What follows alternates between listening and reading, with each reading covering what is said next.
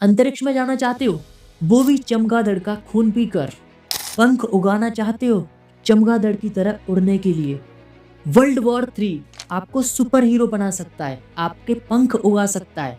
बढ़ती उम्र को रोकने के लिए वैज्ञानिकों ने जो एक्सपेरिमेंट किया, उसे जानकर तो आपके होश ही उड़ जाएंगे। इस वीडियो को कतई मिस मत करना। Welcome back. आज की इस वीडियो में आप बहुत ही इंटरेस्टिंग फैक्ट जानने वाले हो जो आपने कभी नहीं सुने होंगे। तो इस वीडियो को पूरा जरूर देखना और अपने दोस्तों के साथ शेयर जरूर करना।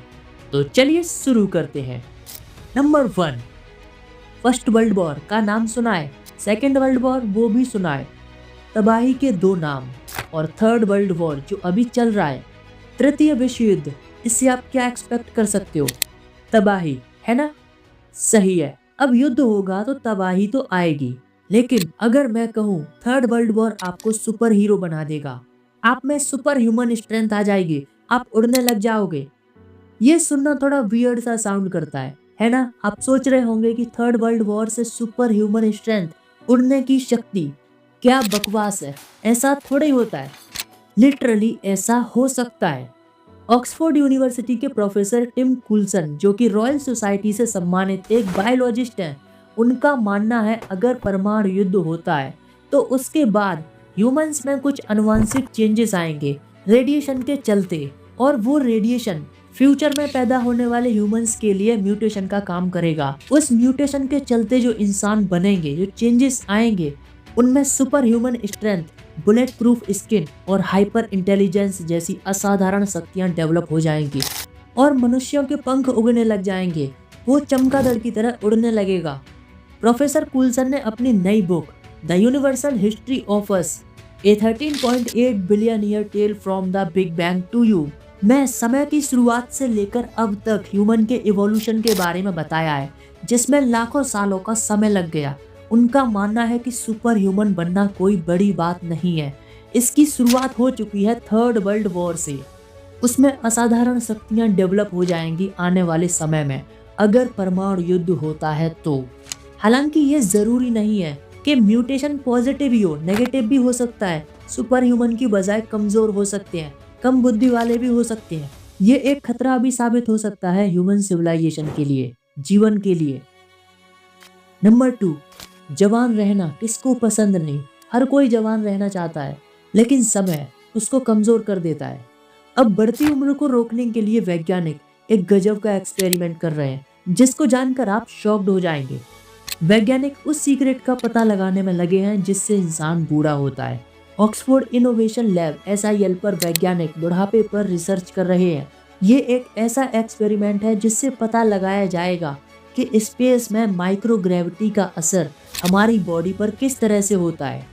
क्या उम्र स्पेस में वाकई में तेजी से बढ़ने लगती है?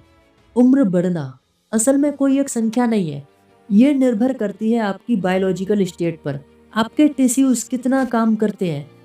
वैज्ञानिकों ने 2 ट्यूब्स में ह्यूमन टिश्यू, ऑर्गेनॉइड और मिनिएचर ऑर्गन्स रखे हैं, जिसमें से एक ट्यूब को लैब में इंटरनेशनल स्पेस स्टेशन में रखा गया है और दूसरी धरती पर ही वैज्ञानिक कोशिकाओं को स्टडी कर रहे हैं।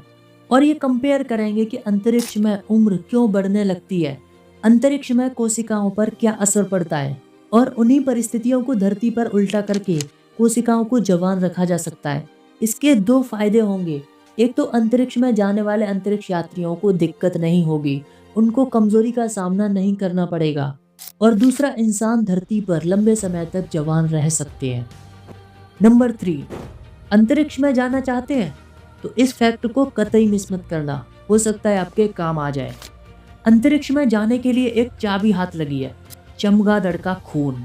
सही में चमगादड़ का खून आपको लंबे समय तक अंतरिक्ष में रहने के लिए बहुत मदद करने वाला है और अंतरिक्ष में पड़ने वाली कड़कती ठंड से आपकी जान भी बचाएगा। चमगादड़ का खून। और शायद इसीलिए चमगादड़ों पर चाइना एक्सपेरिमेंट कर रहा था 2019 में। अब ध्यान से सुनो, चमगादड़ के खून में एक खास तरह की लाल रक्त कोशिकाएं होती हैं, एरिथ्रोसाइट।